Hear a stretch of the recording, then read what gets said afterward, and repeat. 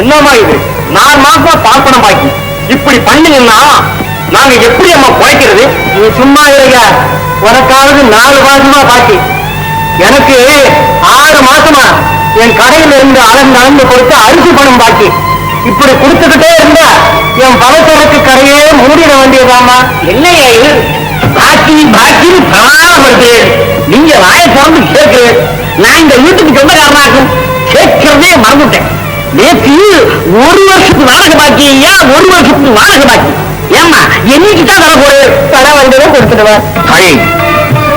பராசக்தி, உன்னை பாட வந்த நான் கேவலம் 30 மிளகாய்க்காக கவலைப்பட்டான். அப்புறம் உன்னை யாரம்மா பாடுவது? இன்னும் நீ பராமுகமாக இருந்தால் நான் என்னவோ பராசக்திய நேர்ல கண்ட மாதிரி பேசிட்டு மாறுதியார்கள். கணவனோட எல்லாம் அந்த காலம் இப்ப கலிமுட்டி போயிடுத்தோம். இந்த ஜனங்களை கண்டு பயந்து கடவுள் கல்ச்சியே மாறிவிட்டு. என்னையா காலை நேரத்தில் எல்லோரும் கடை நிறைந்த முகத்தோடு காட்சி அளிக்கின்றீர்கள். காலையில் எழுந்ததும் சூரியனை பாருங்கள், பாய்ந்து பிரியும் சாதனங்களை பாருங்கள். உள்ளம் தெளிவு பெறும், உடம்பில் திறந்து வரும், உடத்தில் புதிய ஒளிகிறார்கள். உங்களுக்கு என்ன வேண்டும்? பணம் தானே. எல்லாம் அந்த பராசக்தி கொடுப்பார். கவலைப்படாதீர்கள், போய் வாருங்கள்.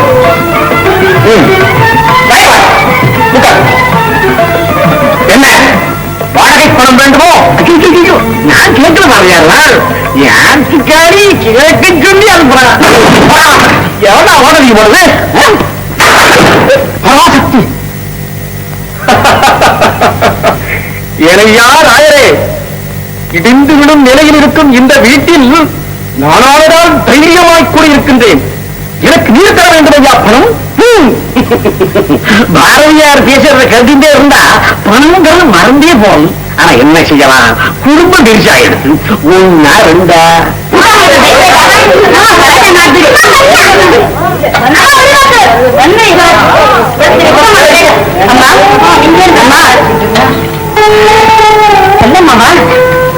என்னம்மா அரைப்படி அரிசி இருந்தா கொடுங்க, நாளைக்கு திருப்பி கொடுத்துறேன். என்னம்மா இது வாடகை பணமும் வரல, வாங்கிய ரொக்கமும் கொடுக்கல, சாப்பாட்டு நேரத்துல வந்து தேமேன்னு வைக்கிறேன். சரி என்னத்தை சொல்லுது, வாங்கிட்டு போங்க. கோச்சுக்காதீங்கம்மா, நாளைக்கு கண்டிப்பா திருப்பி கொடுத்துடுறேன். வரேம்மா.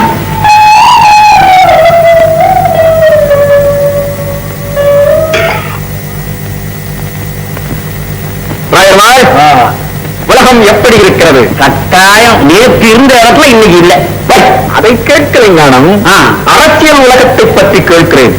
எனது நண்பர் தூத்துக்குடி சிதம்பரம் பிள்ளை விதேசி துணி எரிப்பு இயக்கத்தை நடத்தி சுதேசி கனவை ஊட்டிவிட்டாராம். அந்த நெருப்பு சீக்கிரமே வெள்ளைக்காரர்களை வாட்டப் போவது நிச்சயம்.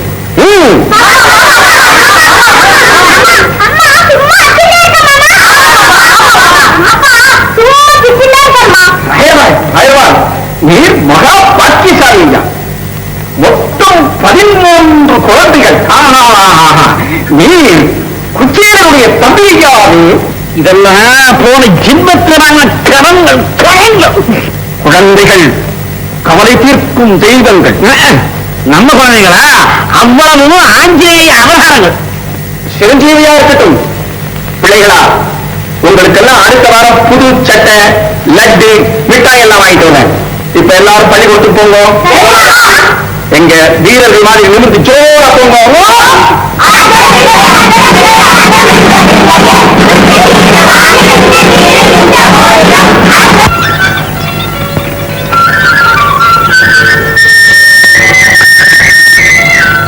ஓஹோ, உங்களுக்கும் பசியா? வேண்டாம், இதோ நானே தருகிறேன்.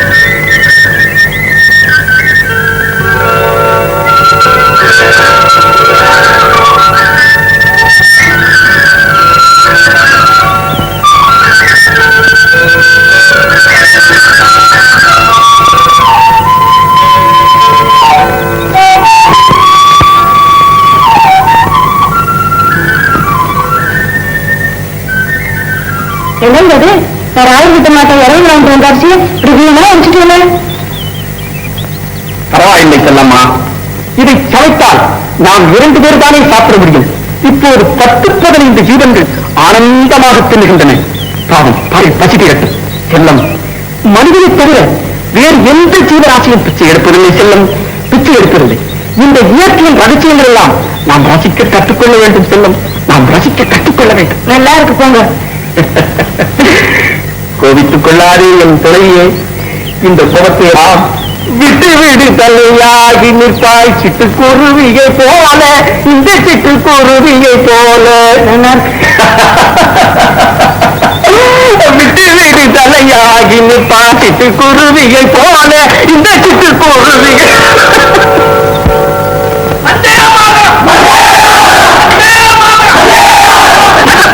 என்ன தைரியம்?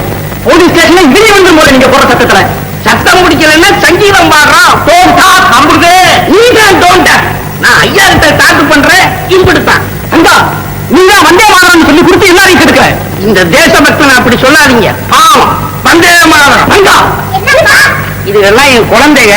இது பேரு வந்தே, இன்னொன்னு பேரு மாதரம். இது ரெண்டையும் சேர்த்தா என்ன ஆகுதுங்க? Vande Mataram.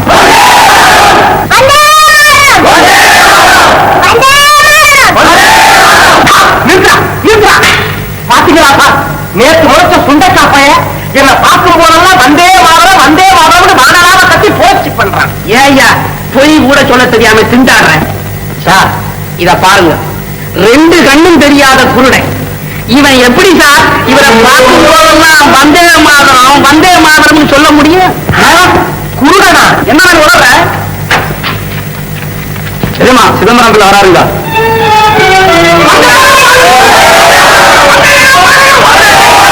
Morning sir. Good morning inspector. இதோ மேஜிஸ்ட்ரேட் உத்தரவு, எல்லோரையும் விடுதலை செய்யுங்க. Yes sir.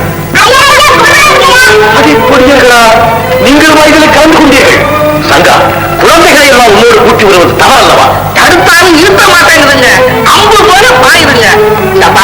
குழந்தை பையன் அமர்க்கப்படுத்திட்டான். பிறவியிலேயே குருடா? ஆமாங்க. சிறுவா, உன்னுடைய பெயர் என்ன?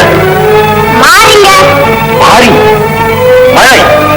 பலே, நல்ல பெயர், நல்ல பெயர்.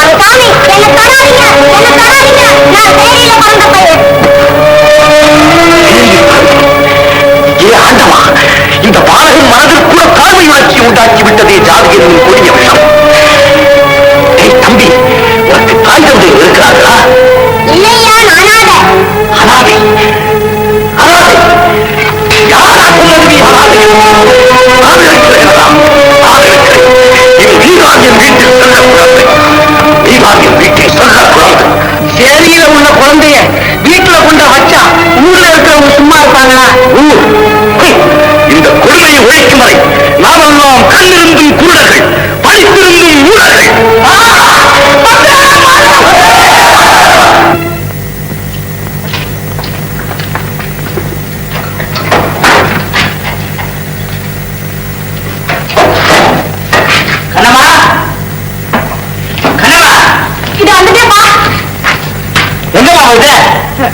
ஏப்பா அத்தையை பார்க்க போறேன்னு சொன்னீங்களே, எப்பப்பா போறது? சரணாம்போ, உன் கவலை உனக்கு, என் கவலை எனக்கு.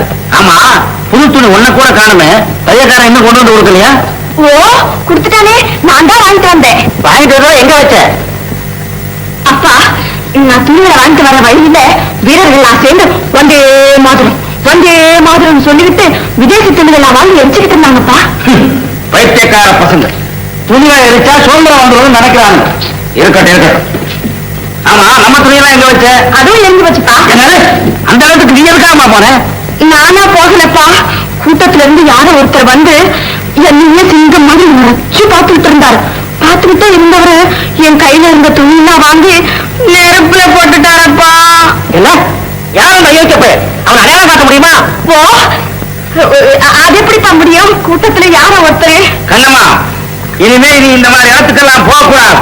வந்தே மாதம் கூச்சல் போடுற இடத்துல இந்த ஏத்து ஏகாமரத்தோட பொண்ணு நின்னதாக யாருக்காவது தெரிஞ்சா உடனே வேலை பண்ணிடும், என் தலைக்கே ஆபத்து வந்துடாமா. அப்படியாப்பா? சரி சரி, தூத்துக்குடிக்கு மாற்றிட்டு வந்ததே தப்பா போச்சு. ஒழுங்கா ஸ்ரீரங்கத்துல இருக்கலாம் போதும். எனக்கு உப்பாத்துல கூட்டி சீக்கிரமா சாப்பாடு விட்டுவா. கொஞ்சம் இருங்கப்பா, பரவாயில்ல போட்டு வரேன். வருங்கால மாப்பிள்ள கும்பல வாய மூடா யார பார்த்து மாமாங்க உடுப்ப பார்த்து உடுச்சு முடிச்சான். ஓ மாமா உடுப்புல நீங்க ஏத்து ஊருக்கு நீங்க ஏத்து ஆனா என் உள்ளத்துல நீங்க மாட்ட வாய மூடா. இந்த உடுப்புல இருக்கும்போது என்ன மாமாவை கூப்பிடப்படாத எத்தனை நாள் சொல்லியிருக்கேன். என்ன சொல்றது பழக்கம் அடிக்கடி வருது. அப்படிதான் மாமா இனிமேல் அந்த பழக்கம் வந்துச்சு உடனே பிளாக் மார்க் தான் அவருக்கு ஜாக்கிரதா. அவ்வளவு தூரத்துக்கு போகாதீங்க மாமா, விஷயத்தை புரிஞ்சுக்கிட்டு பேசுங்க மாமா. பாத்தீங்களா மாமா, ஜெகமெங்கும் புகழ்பெற்ற இன்ஜின் மார்க்கு சுருட்டு பத்த வச்சு பார்த்து பதமா இருக்கணும்னு வாங்கிட்டு வந்தேன். இந்தாங்க மாமா. ஏண்டா காக்கா பிடிக்கிறியா? ஆக்கா என்ன மாமா, கழுகையே பிடிப்பன மாமா. நீங்க இருந்தாங்க இத பிடிங்க. என்னம்மா மாமா எனக்கு என்னத்துக்கு மாமா பலகாரம்லாம்? நான் இப்பதான் ஒரு விருந்துல பலகாரம் சாப்பிட்டு வர்றேன். ஐயா உனக்கு ஒண்ணு இல்ல, எங்க அப்பாவுக்கு. பாருங்க மாமா, அம்மாவை பாருங்க. ஜெயில இருக்க வேண்டிய ஆளுங்களை ஏப்பா வெளியில எடுத்து வச்சிருக்கீங்க? அண்ணம்மா என்னம்மா நேற்று என்ன நடந்ததுங்கிறது மாமா கிட்ட சொல்லி கொடுவேன். மாமா மாமா நேற்று துணி எடுப்பு போராட்டத்துல கண்ண மொத்தம் முதல்ல நின்று. அப்படியா? ஏன் மாமா இந்த பொண்ணு இப்படி பண்ணுனா நீங்க எப்படி மாமா வெள்ளக்காரத்தர்கிட்ட நல்ல பேர் எடுக்கிறது, மெடல் வாங்குறது? அரெஸ்ட் பண்ணிருப்பேன். போனா போகுது நம்ம கண்ணம்மாளாச்சுன்னு விட்டுட்டேன். அம்புடுவேன் கண்ணம்மா பிள்ளை இல்லாத குறைக்கு உன்னை மகனா நினைச்சு வளர்த்ததுக்கு நீ செய்யற உதவியாமா இது? இது சுத்த பைத்தியப்பா. இத பேச்சு நம்புறீங்க? பாத்தீங்களா மாமா, மரியாதை பேசுறேன். இந்த சீக்கிரமா சாப்பாடு கொண்டு வா, எனக்கு சேர்த்து கொண்டு வா. அம்புடுதே சேர்த்து கொண்டறேன் உனக்கும்.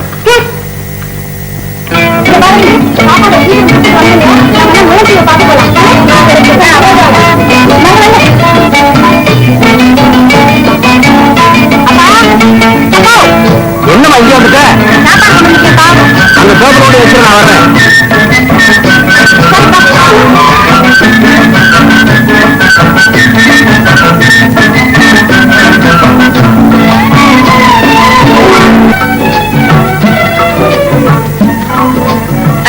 என்னங்க ஏங்க அன்னைக்கு பெரிய லங்காதகனமா கொஞ்சிட்டீங்களா?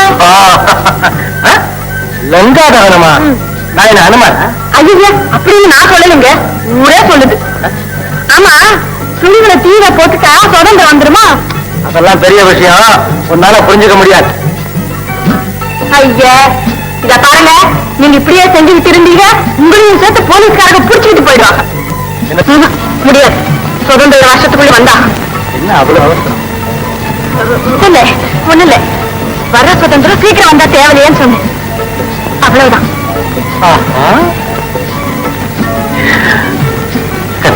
மாடசாமி மாடசாமி தம்பி இங்கெல்லாம் நிக்குது. வாங்கய்யா. தம்பி கேட்டியா தம்பி விஷயத்தை? கடைசியா வெள்ளக்கார வியாபாரிங்க நம்ம கழுத்து அறுத்துட்டாங்க. என்னையா சொல்றீங்க தம்பி? இப்ப அனுப்பிச்ச 1000 மூட்டை உப்ப கப்பல்ல ஏற்றவே முடியாதுதான் தம்பி. கொண்டு போன ஜவுளி மூடையெல்லாம் கரையிலே கிடக்குது தம்பி. ஆமா தம்பி, இப்ப என்னங்க பண்றது? மூடையெல்லாம் கரையிலே கிடந்தா கெட்டு போயிடும் ஐயா. கப்பல் இல்லைதான நம்ம சரக்கெல்லாம் எப்படியாவது படகுலையாவது போய்தான் தீரும். வாங்க நம்ம ஐயாட்ட போய் வாங்க. நீங்க சொல்றதெல்லாம் உண்மைதான் ஐயா. இப்ப எங்க என்னையாவது சொல்றீங்க? ஏறையா அழுகிறீங்க பெண் பிள்ளையை போல்? அமைதியாக இரு. நாமும் நமக்கென்று ஒரு கப்பல் ஓட்ட வேண்டியதுதான். என்ன சொல்லுவீங்க? வெள்ளக்காரங்களுக்கு விரோதமா நாம கப்பல் ஓட்டுறதாவது? அது எப்படிதான் முடியும்? ஏறையா முடியாது. ஏன் முடியாது? 1000 மைல் கப்பல் இருந்து இங்கு பிழைக்க வந்தவன் கப்பல் ஓட்டுகிறான். கப்பல் ஓட்டும் பரம்பரையிலே வந்த உங்களால் ஏன் முடியாது? வேண்டாம் என்று தடுத்தது யார்? முயற்சியின்மை, துணிவின்மை, ஒற்றுமையின்மை.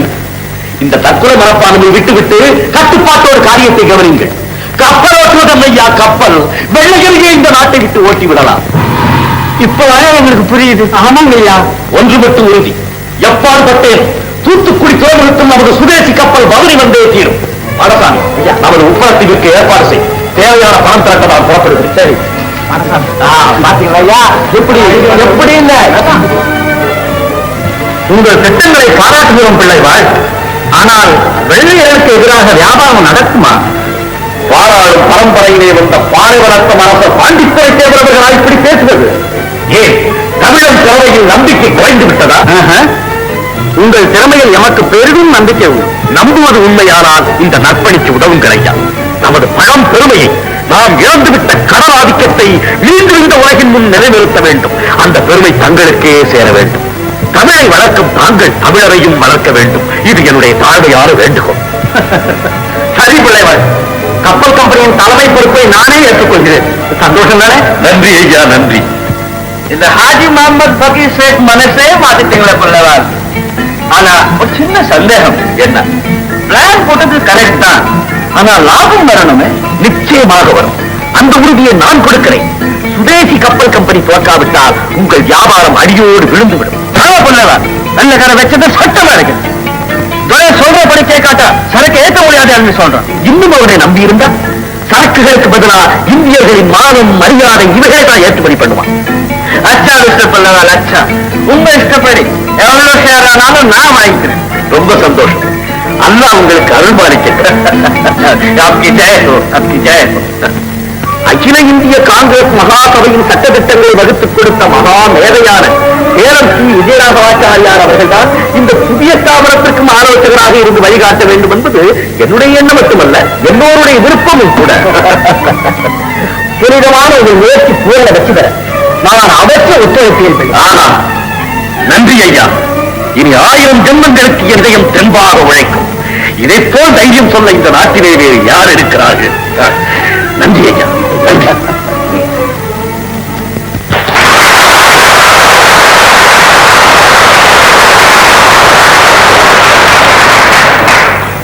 நண்பர்களே, உலகெங்கும் கப்பலோட்டி வாணிபம் செய்த தமிழரின் திறமையை மீண்டும் நிலைநாட்ட செய்துவிட்டது நமது சுதேசிய நாவாய் சங்கம். இந்த கப்பல் கம்பெனி அமைப்பதற்கு அல்லும் பகலும் அரும்பாடுபட்ட நமது காரியதர்சி வீரர் வாவு சிதம்பரம் பிள்ளை அவர்களை நம் நாடே போற்ற கடமைப்பட்டுள்ளது. பிள்ளை அவர்கள் நமது கம்பெனிக்கென சொந்த கப்பல் வாங்க இன்று பம்பாய் புறப்படுகிறார். அவரது முயற்சி வெற்றி பெற எல்லாம் வல்ல இவன் திருவருளை இறைஞ்சுகின்றோம்.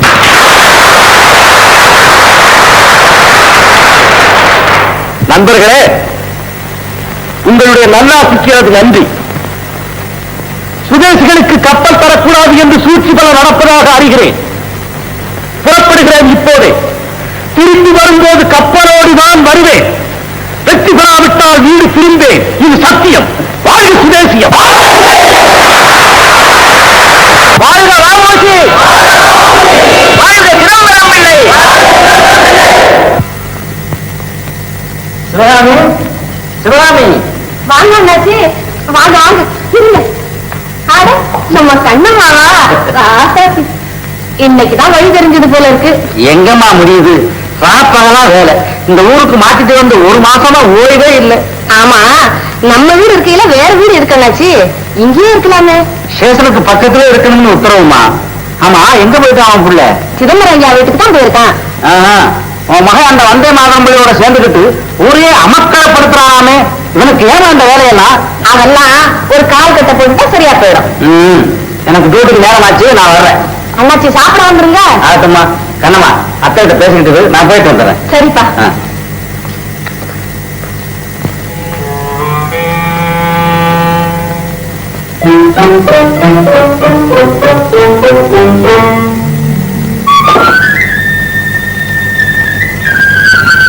ஏங்க அப்படி பார்த்த?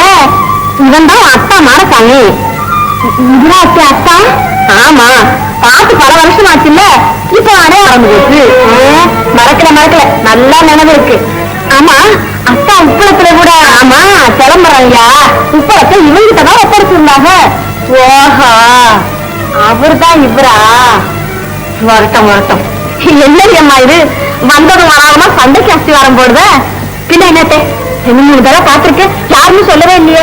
ஒண்ணு யாருன்னு தெரிஞ்சால சொல்றதுக்கு. அத்தை, பலான்னு கொண்டிருக்கேன், கொஞ்சம் சாப்பிடுங்க. உங்க அக்கா வரட்டும். அத்தை, இன்னைக்கு நானே சமையல் பண்றேன். இன்னைக்கு மட்டும் அல்ல, என்னைக்கு இனிமே நீதான் எனக்கு துணை. நீ அடுக்கலைய பாத்துக்க, நான் கடைசிக்கு போயிட்டு வரேன். அத்தை.